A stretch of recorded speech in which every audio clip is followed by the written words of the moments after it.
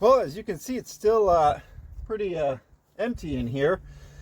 And the plan in this video is to try and get all the front stuff done and finished for this lowering kit. And then that way we can move on to doing something else. Still quite a few things to put together here.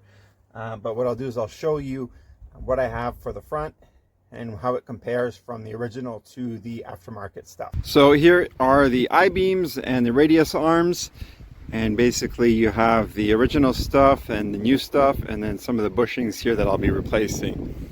So the radius arms are pretty much the same on the left and the right side. The only difference is that there is the little bracket to hold the suspension or the strut in there, and that's the only thing. It changes position depending on the side that it's on. Now for the I-beams, you can see this is the original. You can kind of see how much lower it is here versus here, and that is what creates the lowering of the front part, or the wheels, suspension, whatever you want to call it, and gives it its new stance. It does seem a little bit beefier than the original, but it's hard to tell because the dimensions have changed. But this area here where the bushing is, this is the poly bushing, is definitely a little bit thicker than the stock one, at least at first glance anyway. But I'm looking forward to get a little bit extra strength in this area, just for more stability, more strength when riding. These are the original bushings that were in the radius arm.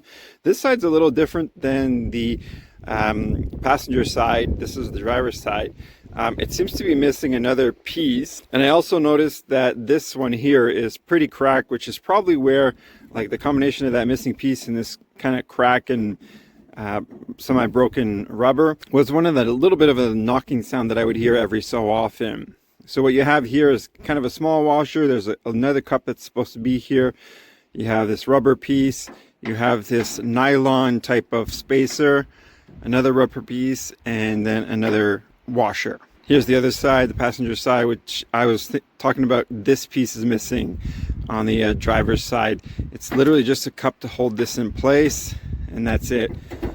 You actually don't need this when reinstalling the whole kit, and then everything else is the same. And I'm installing these energy suspension bushings. I think I mentioned it in the last video like half a dozen times. They come with some decent instructions, nothing special. It's really not overly complicated, but basically what you need is these two pieces. And what ends up happening is that you have this large washer that goes on the inside. You replace that, and then you put this one in.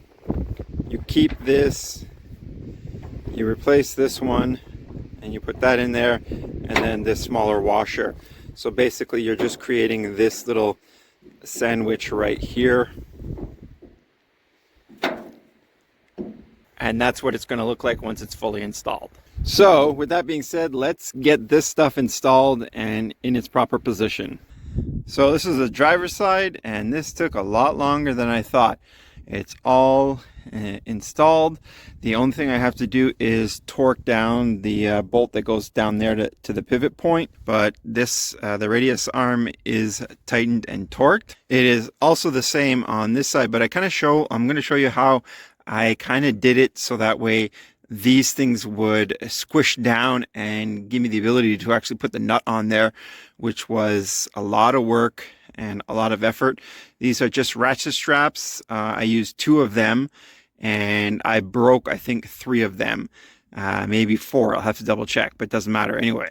So that is an option to use when you're trying to push in the radius arm. Now, when you're talking about the pivot point for the I-beams, it was a little hard to push them in. I definitely couldn't do it by hand. These things are a little bit tight, so if you can try opening them up. I did as much as I could, but it wasn't that easy. What I used was an old-fashioned bottle jack and a 2x4.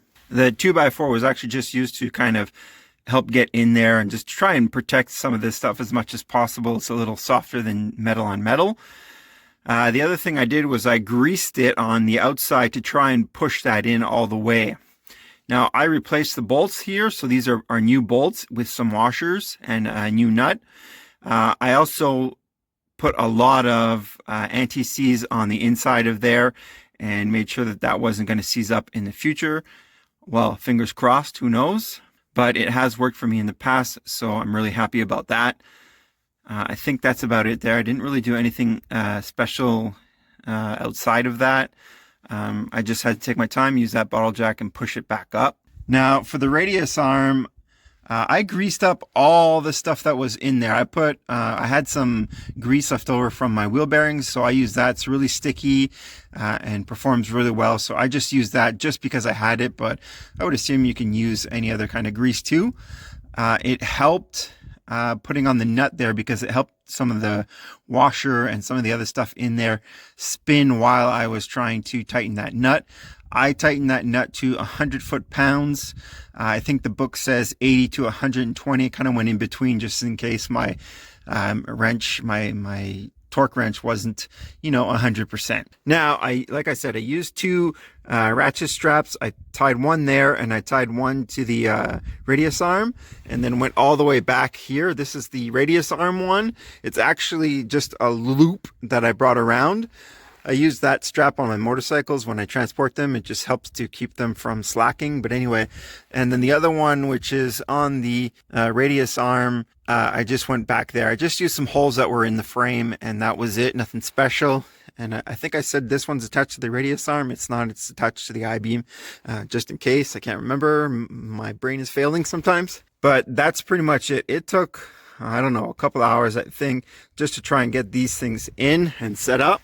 And then I had to obviously figure out what I was doing. So a couple of trials and errors. I believe some people do trim these down to try and get it in a little bit more.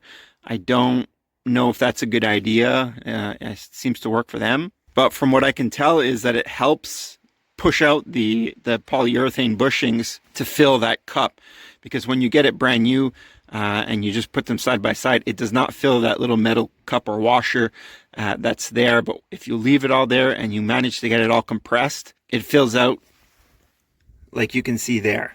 Now what I'm going to do is just take these straps off, let it hang, do its thing. Oh yeah, before I forget, I also put this long bolt in there. That's part of the suspension too.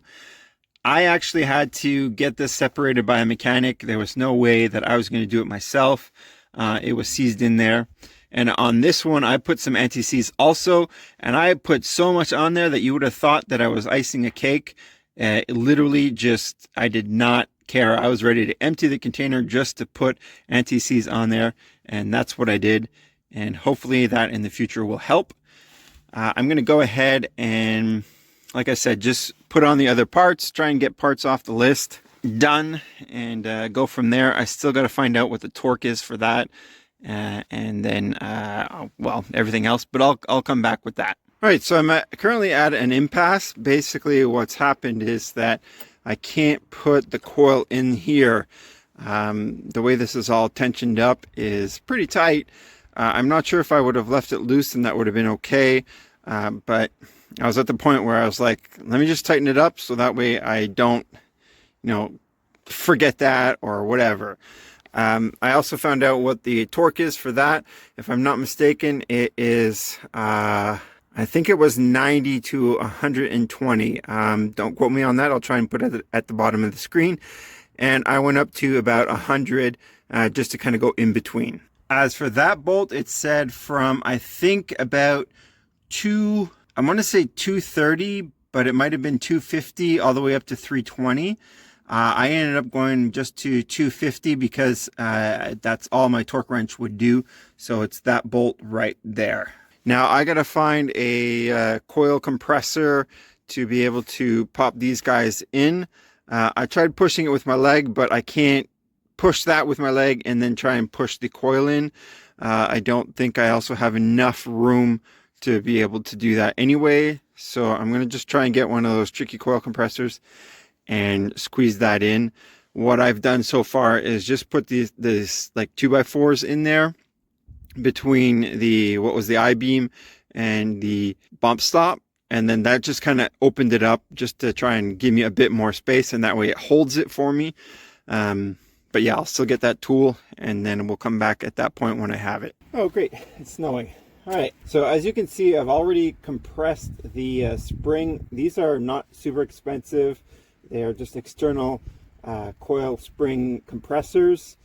Basically, you just tighten them and it pulls the coil together. All I did was just make it tight enough so that way I could just slide it in there.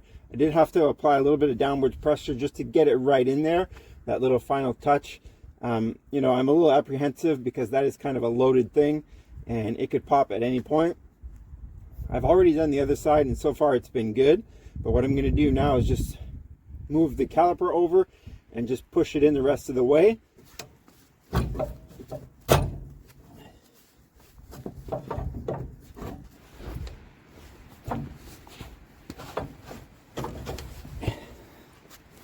Whew. All right, a little bit more downward pressure. I was able to push it in a little bit further. It seems like it got hung up on something. Just want to make sure that the caliper is not kind of jammed in there too much when it starts to unload. But otherwise, that's pretty much it right there, I think. Yeah. So I'm going to put it in its position where I think it's going to go. I'm basically lining it up at the top here. If you remember, this side has a flat edge while the bottom is just a coil. And that flat edge lines up with a little clip that holds it in place here. So basically, as I release it slowly, I'm going to make sure that that piece always lines up. So let me start unwinding it. It's going to take a little while because what I'm going to do is just go from one side to the next side and then just slowly release it and get rid of some of that pressure.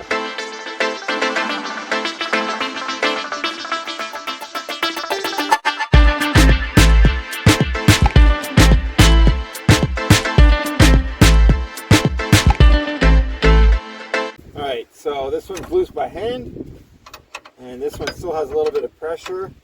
That's pretty much how you know when you've unloaded the spring, is basically you can untie these guys or undo them by hand. And that way you know you have no pressure on the tool. I also know that this is in the right place because the rust mark that this coil made on the on its perch here is lining up at the same spot. So that's also a good sign. This should be almost done here. There we go. I did have to remove the move the caliper just because it was getting in the way and it was preventing this from sitting in its rightful place. And that's it right there. My 2x4s in the back here are loose and I can just pull them out and be done with it. That coil spring is officially applying pressure here. There we go. Now it's actually even better. And I'm going to leave it there like that. Everything else is in its place. I still got to put that little clip up here and that nut that goes on here. I don't have a way to tighten this down to the proper torque spec, so what I'm going to do is just use that double wrench and tighten it as tight as I possibly can. And then this one up here, I'm just going to tighten it till, again, I possibly can. It's just a clip that holds this from wiggling around. It doesn't actually do anything in terms of pressure as far as I can tell by, you know, the way this moves. Correct me if I'm wrong. So before you go ahead and put that nut on the bottom there, don't forget your little cup.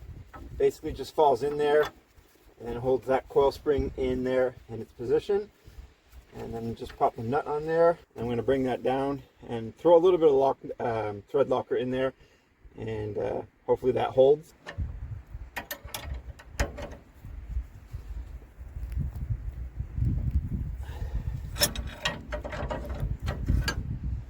And there we go. What I'll do is once it's back on the ground, I will go back and tighten this up. Then the coil will find its place again and sit. I mean, that cup helps to kind of center that coil in the bottom. And again, it looks like it's just sitting where it should be sitting. All the marks that were on there before are in the right place. I'm going to just pop this clip in and then we'll move on to something else. Oof, had almost a mini panic attack. I thought I lost this piece that goes up in here. That wouldn't have been fun. It ended up getting stuck in between the spindle and the rotor and was hiding back in there. So if you lose a part, maybe check that out. Moving on. So I got the nut ready and I got the spindle ready, and that's basically what I'm going to put in there. Actually, I'm just going to take this out so that way it doesn't get in the way. Not that I think it will, but it's just one less thing. Yeah. All right, this ain't no light duty job, so make sure you have everything in place. And this is hurting my legs because I got it in a bad position, but hey, I'll survive, I think, maybe, I don't know. All right, so I'm gonna heave this in there. Hopefully I can get that in there and then get it high enough. Ooh, come on. I doesn't want to go in. I just need it in, get a couple threads. Oh, no. Oh. All right, attempt number 2. Up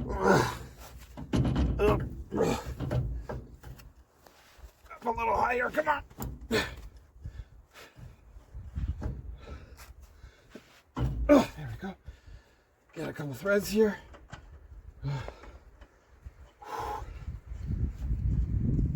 Oh my goodness, that was rough. I said it before, I'll say it again. You don't need to go to the gym when you work on cars. Right, so what I'm trying to do here is just place a 2x4 underneath here. And I'm using just a bottle jack. Maybe I won't be able to do it, I don't know. I should be able to. Hang on a second.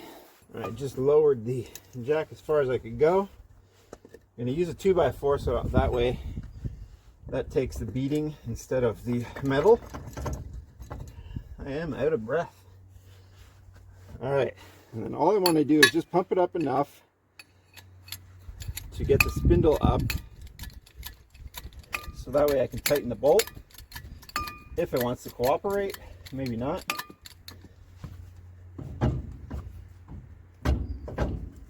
There we go. Keep going. A little wiggle again.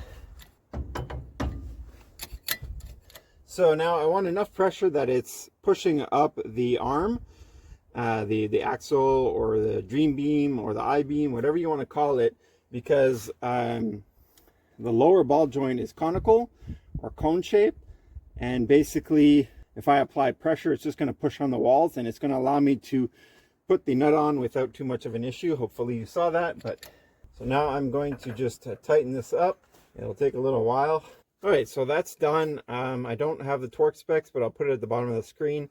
I can't torque that anyway. I can't get my torque wrench in there. The thing is too small and it just won't fit. So I tightened it till the bottom of the, like the U shape in the castle nut was just below the cotter pin hole. And I used just the straw from my brake cleaner just to make sure that it would pass through without any issue.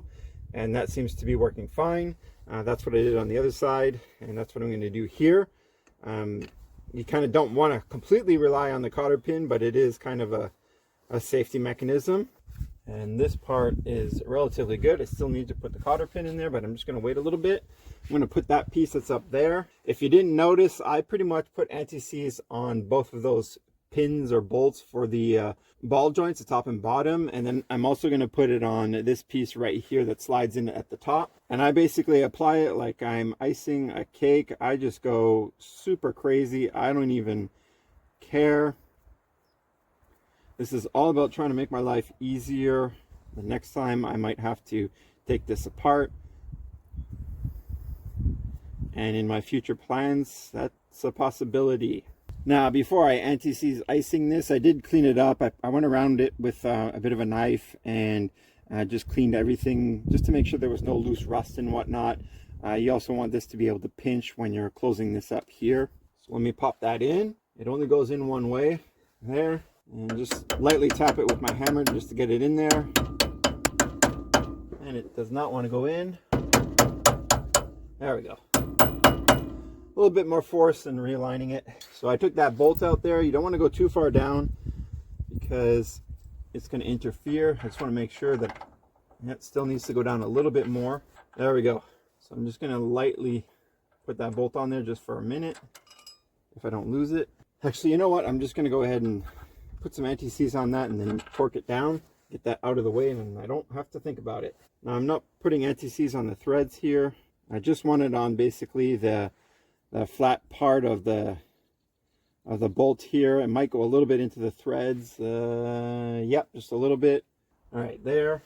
I'm gonna get some thread locker. So I got the nut on there. I got my torque wrench ready. Basically, if I remember correctly, it's somewhere between 50 and 70 foot-pounds. I'm gonna do about 60, kind of get it in the middle. There we go. Oh, gotta get the cotter pin. and then I'll be done with that.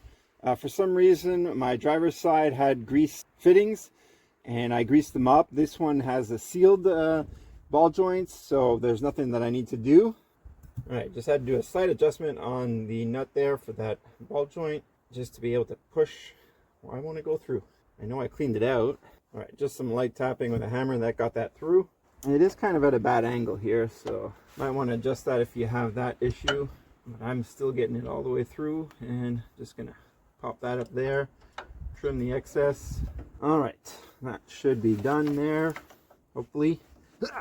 All right, moves nice, a little stiff, but it moves. All right, so the next thing I'm going to work on is the caliper and the strut. But most of you have seen this if you've been following along with my project here. I did a video on replacing the front brakes, and I also did a video on replacing the struts all around. So go check those videos out. But just in case, basically you got your pads, you got your caliper. There's these two little slide pins that go in there to hold it all in place. And then for your strut, there's just a bolt down here, and then the top part of the strut just goes up into the top there. This, I don't have to worry about any kind of torque settings. As for the strut, I don't worry about torque settings. I kind of just tighten them super tight by hand, same for the top and the bottom. The top one kind of bottoms out, and you can't really go any further. So let me do that, and I'll bring you back after. So the next thing that I'm going to work on is the tie rod for the steering. I'm going to pop that in. Just going to try and get it threaded a little bit, and then I'm actually going to apply a little bit of pressure with a jack. There we go. And the reason why I want to do that is because, again, this has a bit of a cone shape, and then as soon as you start wanting to spin that, it wants to spin the whole thing, and then you can't tighten the bolt, which is the exact same issue that was happening with the lower ball joint. So let me just get my jack set up here. Now mine has a little grease nipple under there, so you got to watch out for that. Basically, when I'm lifting the jack, I'm only applying enough pressure to be able to spin the nut on. I don't really go too crazy. Sometimes you have to add a little bit more as you're tightening that nut on, but that's just the way it goes, and it worked perfectly for me. I didn't have any issues whatsoever. So let me just try and tighten that up. It's going to take a little bit of time, but the other thing that I want to try and do is to try and make sure that I have the cotter pin in a good area. Just, you know, thinking about the future, trying to make it easier to work on. All right, so I got that done. The book says, I think it's 50 something to 70 something foot-pounds. I actually think it's a lot, but I'm going to do it at about 60 just to kind of get in between. Every so often, I'm just going to check to make sure that that cotter pin spot is in the same place, just because, you know, makes it easier. There we go. Just going to adjust it a little bit more because I can't get the cotter pin in. I'm probably just going to tighten it a little bit. All right, there we go. So that's tight. And just pop the cotter pin in. And that is done. Now I'm just going to let that all go. I'm going to pop some grease in there. All right, there we go. Do a little cleanup. That part is done. Now, my next problem is the sway bar.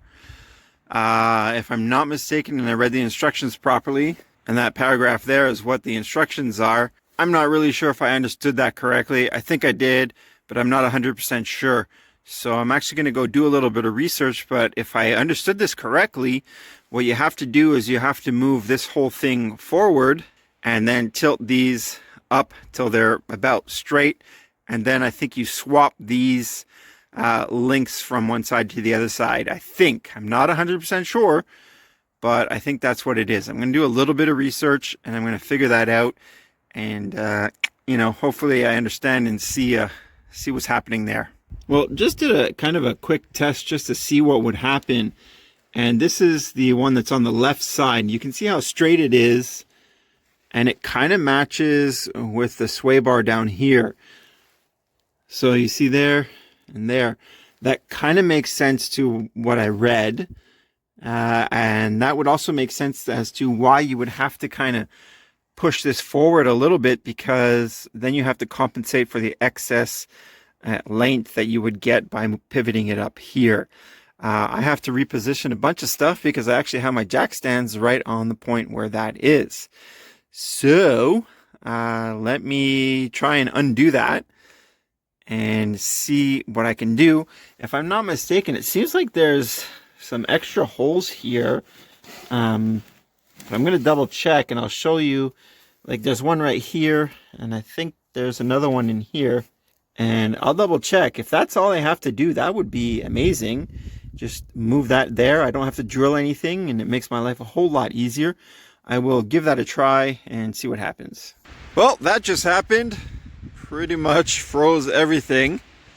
I am honestly not prepared. I thought I had a little bit longer for that to happen. Snowfall, freezing, not fun. Well, actually, I had planned a different ending to this video, but it kind of warmed up today, so that's always good. There was so much snow yesterday. I think I'm going to post a clip there. And I wasn't sure if today would be nice to maybe just try and finish off this one last little thing and test it out and make sure that it would fit. So I'm talking about the sway bar and the whole brace bracket thing that fits in there. But let's take a look at it. So here's the brace bracket, whatever you want to call it, sway bar attachment.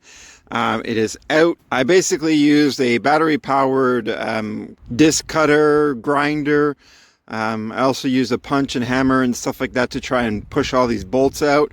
I'm not sure who said battery powered tools are great, but these don't do very well in this kind of job, at least for me anyway.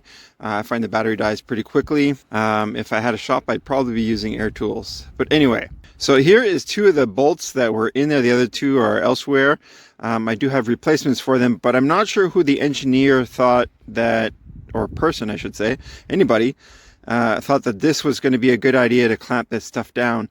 This kind of just freezes in there, and then you have no way to take it off or hang on to it. I know that these are supposed to butt up against the edge, but what ends up happening is that sometimes they break, and this is what you end up with. So not too cool with that. Probably spent a total of an hour trying to cut that stuff out because it's in a weird angle. But anyway, here is that whole piece. Here's the other side. Now, I am going to go back and weld some of this stuff. This side is thinned out just from erosion and rust and stuff like that.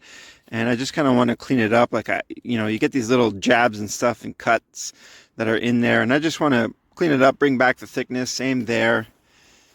And here too. Yeah, this one, I actually ended up jamming the cutting disc in there, cutting wheel straight in there. And it made this pretty good cut there. I didn't actually see it when I was cutting, and there's some pretty good gouges. There's a few other little spots like here. Maybe I'll just do like a quick weld just to kind of close these up and just make sure that this thing doesn't completely fade away. It is kind of losing some of its thickness there. It's weird because some parts of these things are like a really good shape, and then other parts are just kind of destroyed. Like here, pretty good. Down here, man, ruined. I mean, I know it has to do with weather, but it's almost like this thing was underwater or something. At least this kind of section here's not too bad. But taking a look underneath the truck, so you can see that this is where it was originally connected. And then you can see that there's these two other bolts further back. I'm going to try and use these two bolts, one or the other. If both work, that's great. Let me see if they are kind of the same. They seem to be, but it's a bit hard to tell. It might be just different positioning if you had four-wheel drive or something else. I'm not 100% sure.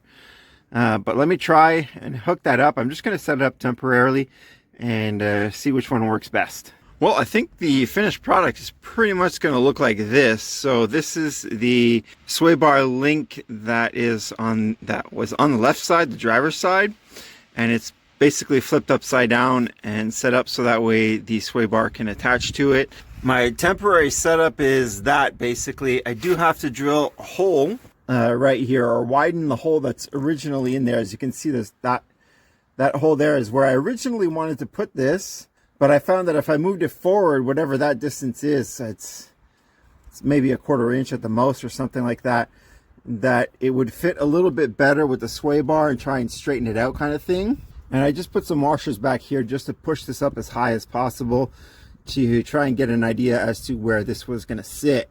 And as you can see, it's not in a bad position right there.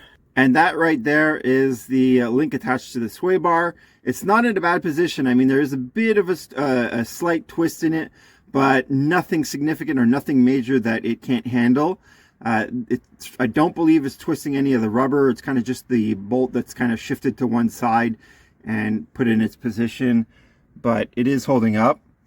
Now it's a little bit tight right now because on the other side I have the jack stand and then the sway bar is hitting it.